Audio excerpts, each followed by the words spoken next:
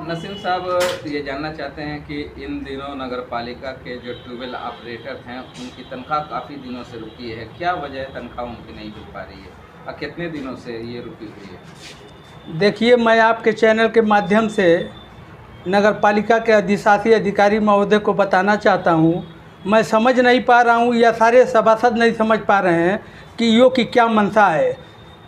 1 साल पहले से जो ऑपरेटर काम कर रहे हैं, 18 से 20 ऑपरेटर, उनको ये तनख्वाह नहीं दे रहे हैं। और जो मीटिंग पूर्व में मीटिंग हुई थी उसमें ये कहे थे कि मार्च अप्रैल से तनख्वाह सब लोगों की जाने लगेगी, लेकिन ऐसा हुआ नहीं। डेली हिला हवाली करते हैं और आरोप मरते हैं दूसरे, कभी चेयरमैन पे आरोप मरते हैं, कभी किसी पे आरोप मरते हैं। और ये काम हम लोग को कतई बर्दाश्त नहीं है। और नगर विकास मंत्री जी विकास चाहते हैं और ये विकास के काम पे रोड़ा डालते हैं। हर चीज़ में, हर काम में ये अड़ंगा डालने का काम ये महोदय करते हैं।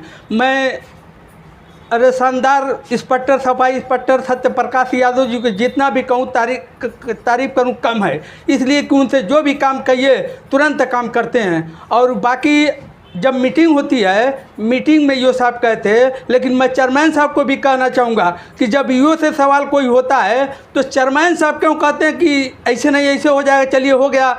जवाब यो को देना है, अधिशासी अधिकारी को देना है। अगर जवाब सवाल उनसे होता है ईओ से तो जवाब ईओ देंगे, चेयरमैन को नहीं देना है। मतलब चेयरमैन और ईओ कहीं ना कहीं आपस में मिले हुए मिली तालमेल इन लोगों का लगता है कि रहता है। और कहते हैं कि अब ईओ साहब से अगर आप बात करेंगे तो कहेंगे कि चेयरमैन साहब से कह दिए, चेयरमैन साहब से कहेंगे तो ईओ साहब पे टाल देते हैं।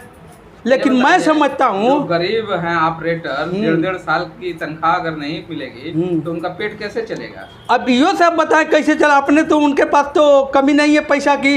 गरीब आदमी जो उसी से खाता पीता है, रोज़ का रोज़ खाता है, रोज़ कमाता है, तो उनके लिए तो नहीं सोचते हैं। यो साहब को सोचना चाहिए कि ये भी कर्मचारी हैं, 1 साल से 18-20 ऑपरेटर काम कर रहे हैं, उनको पैसा नहीं मिल रहा है। तो ईओ साहब का एक सवाल बहुत गलत था मीटिंग में। इसके पहले जो मीटिंग हुई थी, ईओ साहब कहें कि चेयरमैन साहब कहें कि हाँ यो साहब बताइए कि क्यों नहीं वो सब जा रहा है पैसा वैसा। तो कहें कि क्या ज़रूरत अपने टेबल गाड़ने की, वैकल्पिक व्यवस्था बता रहे थे। पूरे मऊ नगर पालिका को वैकल्पिक व्यवस्था से पानी दे पाएंगे? उनका दिमाग खराब हो गया है ईओ का।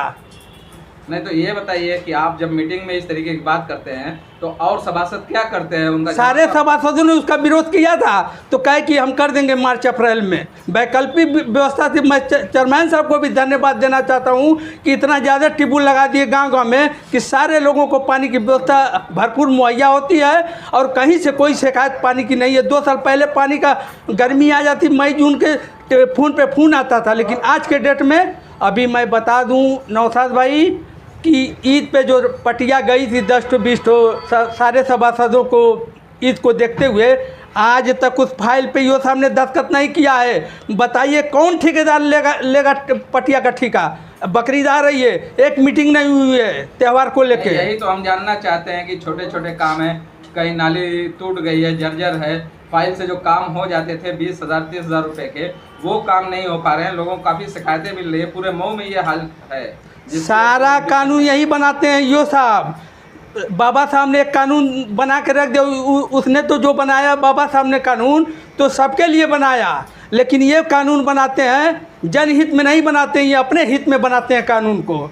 इसलिए कि इनको जनहित से कुछ लेना देना नहीं है। अगर लेना देना रहता तो ये फाइल नहीं रोकते या दस्तखत तुरंत करते। अभी कोई बाबू जाता है दस्तखत कराने के लिए, उसको टाल देते हैं। आज एक दस्तखत के लिए आप टालेंगे ना तो बाबू हिम्मत नहीं करता है, 1 महीना वो जाता नहीं ऑफिस में। और उनके ऑफिस में जाइएगा तो टोटल ठेकेदार बैठे रहेंगे, आप खड़े रहेंगे, मेंबर के कभी नहीं कहेंगे मेंबर साहब बैठिए कुछ काम है, उनसे आप बात नहीं कर पाएंगे। लेकिन 3 साल तो मुकम्मल ईओ साहब कर चुके हैं यहीं पे, आखिर क्या वजह है कि ट्रांसफर वाली जॉब है और वो यहाँ से नहीं जा रहे हैं? देखिए यहाँ कुछ न कुछ परिस्थितियाँ ऐसी हैं कि वो टिके हुए हैं, लेकिन टिकने लायक यो नहीं है। इसलिए कि हंस के वो सब काम करते हैं, काम करते नहीं, हंस के आपको टहला देंगे।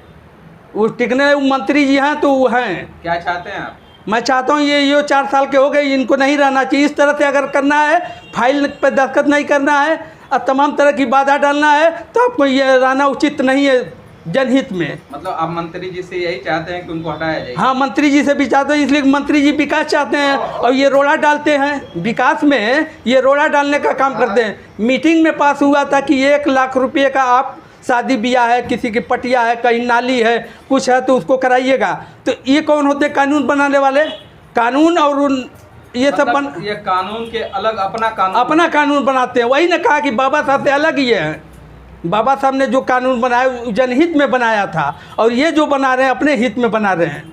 ये कौन होते हैं कानून बनाने वाले? सभासद मीटिंग में पास किए 1 लाख और आपने भी उस पर दस्तखत किया है, चेयरमैन भी सहमति है उस पर। आप कौन होते हैं? आज आप ईओ हैं, कल चले जाएंगे। चेयरमैन और सभासद को तो यहाँ डेली रहना है। 45 सभासद ने सब पीड़ित हैं। लेकिन चेयरमैन और ईओ को भी तो जाना है एक टाइम के बाद। जब जाना, जनता द्वारा चुने हुए हैं चेयरमैन है, जनता चाहेगी हटा देगी। लेकिन ईओ को कोई राजनीति से वो अधिकारी कम, नेता ज़्यादा हैं। ईओ साहब मतलब आपकी नाराजगी है कि वो आप लोगों के काम को नहीं करते हैं। ठीक है। ठीक।